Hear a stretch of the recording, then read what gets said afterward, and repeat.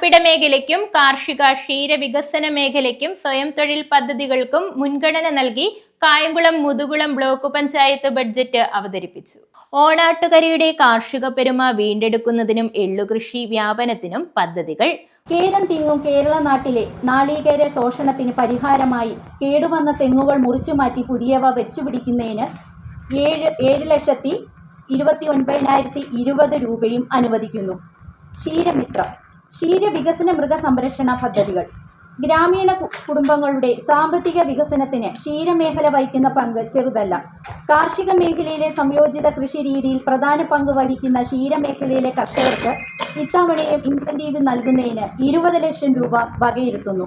വനിതാ സ്വയം തൊഴിൽ പദ്ധതികളും വനിതാ ഫിറ്റ്നസ് കേന്ദ്രങ്ങളും പഞ്ചായത്ത് തലത്തിൽ ആരംഭിക്കുന്നതിനുള്ള പദ്ധതികൾ ഉൾപ്പെടെ ജ്വാല സ്ത്രീക്ഷേമ പദ്ധതികൾ ബഡ്ജറ്റിൽ ഉൾപ്പെടുത്തിയിട്ടുണ്ട്. അതിദാരിദ്ര്യമുക്തരായവർക്ക് പ്രത്യേക പദ്ധതികളും വായനശാലകളുടെ പുനരുജ്ജീവനത്തിനും പുത്തൻ സാങ്കേതിക വിദ്യയ്ക്കും ബഡ്ജറ്റിൽ പദ്ധതികളുണ്ട്. പശ്ചാത്തല മേഖലയുടെ വികസനത്തിനായി 143 ലക്ഷം രൂപയും പട്ടികജാതി നഗറുകളിലേക്കുള്ള പശ്ചാത്തല വികസനത്തിനും നഗറുകളുടെ സമഗ്ര വികസനത്തിനും ബഡ്ജറ്റിൽ തുക വകയിരുത്തിയിട്ടുണ്ട്.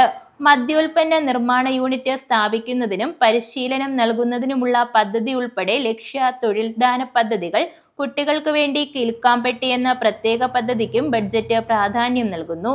സഹയാത്രി ഭിന്നശേഷി പദ്ധതി, ഹൃദയസ്പർശം പാലിയേറ്റീവ് പദ്ധതി, നിരാമയ ആരോഗ്യ പദ്ധതി, പച്ചത്തുരുത്ത് പരിപാലനത്തിനായി തീരപ്പച്ചയും ബഡ്ജറ്റിൽ ഇടം നേടി. പട്ടികവർഗ വിദ്യാർത്ഥികൾക്ക് പഠനമുറിക്കുള്ള പദ്ധതിയും ഉൾപ്പെടുത്തിയിട്ടുണ്ട്. ഉൽപാദന മേഖലയിൽ 187 ലക്ഷം രൂപയും സേവന മേഖലയിൽ 536 ലക്ഷം രൂപയും പശ്ചാത്തല മേഖലയിൽ 143 ലക്ഷം രൂപയുടെയും പദ്ധതികളാണ് 2026-27 വാർഷിക പദ്ധതിയിൽ ഉൾപ്പെടുത്തിയിട്ടുള്ളത്. വികസന കാഴ്ചപ്പാടുകളുടെയും സ്ഥിരതയാർന്ന പ്രവർത്തനങ്ങളുടെയും സാക്ഷ്യപത്രമാണ് നമ്മുടെ ഈ ബജറ്റ്. വികസനോന്മുഖവും ജനോപകാരപ്രദവും ദീർഘവീക്ഷണമുള്ള കാഴ്ചപ്പാടാണ് ഈ ഭരണസമിതി ലക്ഷ്യമിടുന്നത്. മുൻ ഭരണസമിതികളുടെ കാഴ്ചപ്പാടിന് അനുസരണമായി അത് അംഗീകരിച്ചുകൊണ്ട് ഈ കാലഘട്ടത്തിന് അനിവാര്യമായിട്ടുള്ള മാറ്റങ്ങൾ കൂടി ഉൾപ്പെടുത്തി ചിട്ടപ്പെടുത്തിയ പദ്ധതികളാണ് നമ്മുടെ വികസന പരിപ്രേക്ഷ്യം.